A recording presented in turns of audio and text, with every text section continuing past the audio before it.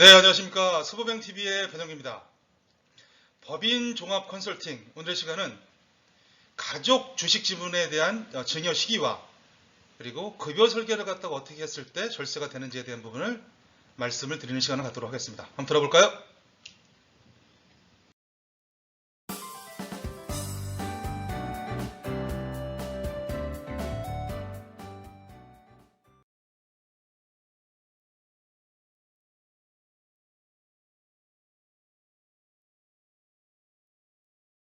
네, 오늘의 강의의 주제에 앞서 질문 하나 드리겠습니다. 제가 드라마를 상당히 좋아하는데 드라마를 여러분들은 중간에 보는 거랑 처음부터 시작할 때부터 보는 거랑 어떻습니까? 저는 처음부터 봐야지 중간에 보면 어떤 내용인지 잘 모르겠더라고요. 법인을 갖다 처음 시작할 때 그리고 법인에 대한 종합 컨설팅을 할 때 제일 중요한 부분이 이 드라마처럼 저 또한 마찬가지입니다. 중간에 어떤 내용을 갖다가 도움드리기가 상당히 쉽지가 않습니다. 그래서 처음부터 도움을 갖다 드렸으면 좋겠는데 그 부분의 가장 첫 단계가 오늘 말씀드릴 내용입니다.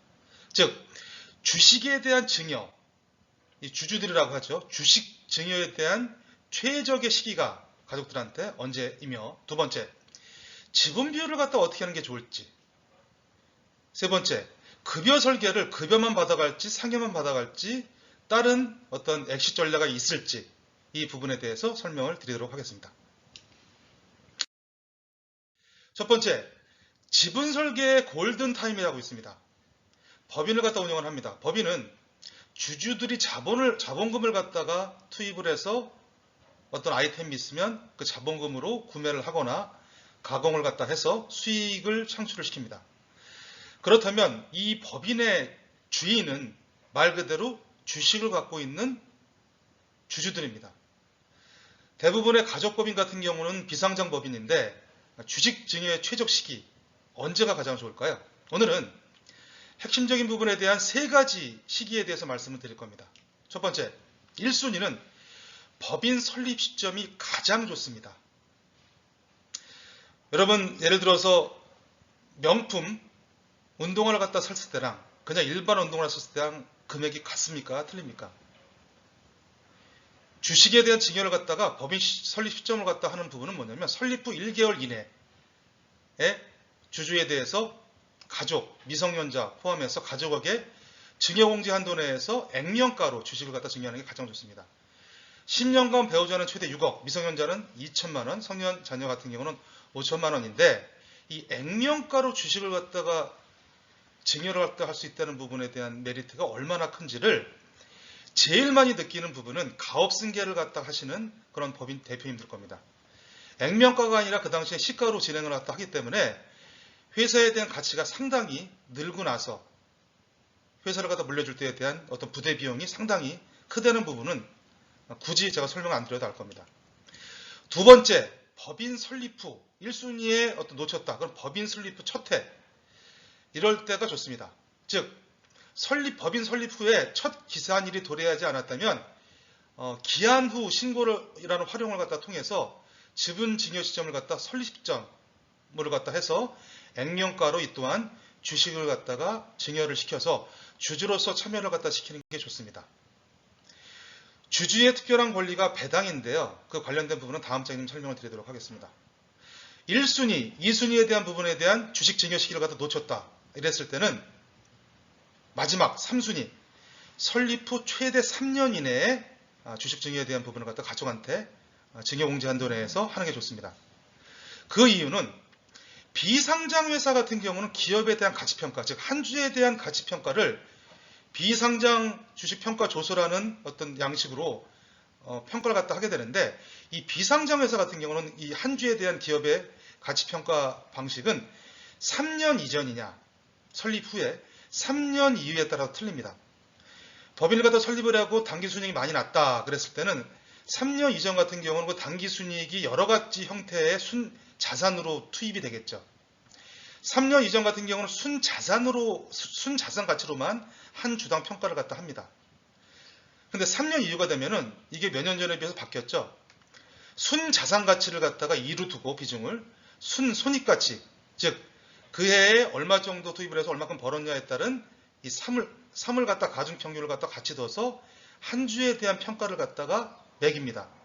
즉 가장 좋은 방법은 1순위, 2순위, 3순위 순으로 가는데 이런 경우가 있을 겁니다. 법인 설립을 갖다 하는데 법인이 개인 사업자여서 성실신고 과세 대상자다.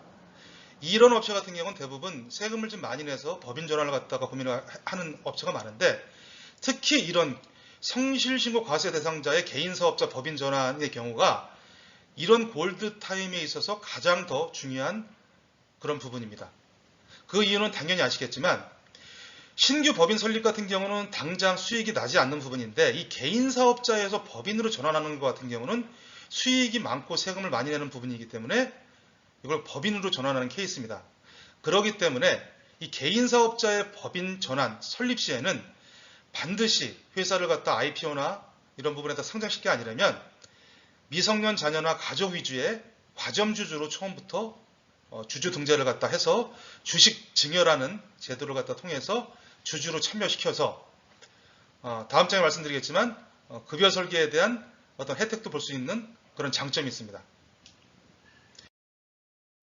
두 번째, 그렇다면 절세 설계에 있어서의 급여 설계는 어떻게 하는지 좋을지 뭐 다 아시는 부분도 계시겠지만 여기에 가정은 지금 말씀드릴 급여 설계에 대한 부분에 다른 소득이 없다고 했을 때의 가정 부분입니다. 한번 볼까요? 우리가 매년 어떻게 보면 자주 바뀌지만 배당소득세 플러스 금융소득세 관련된 부분에 2천만 원까지는 원천이 구조가 됩니다. 그 부분이 매년 넘어가게 되면 종합소득세 합산이 돼서 종합소득세 가산이 되는데 예를 들어서 대표가 지금 현재 1억이라는 연봉을 갖다 받습니다. 그리고 나서 2천만 원을 상여가 됐든 급여가 됐든 추가로 해서 급여를 1억 2천을 갖다 연봉을 갖다 받는 경우의 세금과 1억은 그대로 두고 대표가 2천만 원을 배당으로 받는 경우에 대한 어떤 세금에 대한 실효세율 비교를 갖다 드리면 어떻게 급여 설계를 갖다 해야 되는지에 대한 부분을 아주 간단하게 알 겁니다. 즉 대표회사의 현재 급여가 1억이고 추가로 1억 2천을 갖다 했을 때 1억일 때에 대한 급여 자체가 뭐 기타 등등의 4대 보험을 갖다가 다 포함한 금액이라고 가정을 했을 때 실효세율 자체가 한 21% 됩니다. 근데 여기에다가 급여 1억에다가 급여를 갖다 추가로 인상을 하거나 상여를 2천을 갖다 더했을 때는 여기 21%가 23%가 됩니다. 근데 급여를 갖다 그대로 두고 스팟으로 인해서 매년 2천만 원의 배당을 갖다 실시하면 총 법인에서 받게 되는 금액 자체는 1억 2천 같은데 실효세율 자체가 20%로 떨어집니다. 그렇기 때문에 1억 2천으로 갖고 왔을 때 23%보다 3% 정도가 적기 때문에 배당으로 인한 절세 세액이 갖고 갔을 때 445만 원 정도의 세금을 덜 내면서 가처분 소득을 갖다 늘릴 수 있는 부분이라는 말씀을 드립니다. 여기에서 좀 활용을 갖다 하자면 앞전에 주주에 대한 부분을 갖다 가족들한테 놓으라고 한 이유가 1억 2천에 대한 부분을 갖다가 1억을 대표가 급여로 갖고 가고 배당으로 2천만 원 갖고 가고 나머지 부분에 대해서 배우자랑 자녀가 2명이라면 주주에 대한 지분을 갖다 맞게 했을 때 매년 배당을 갖다가 3,400만 원 이하까지 설계를 갖다 했을 때 기타 뭐 4대 보험에 대한 추가 납부가 없듯이 이 부분을 갖다가 추가로도 갖고 갔을 때 세금 자체 그리고 세금이라는 부분은 인별과세이기 때문에 누적이 한 사람이 많이 갖고 가는 것보다 소득을 갖다 받는 객체 자체가 갖다 늘리는 게 절세 측면에서 상당히 유리하다는 말씀을 마지막으로 오늘 강의를 마치도록 하겠습니다. 네, 좋은 하루 되시고요. 감사합니다.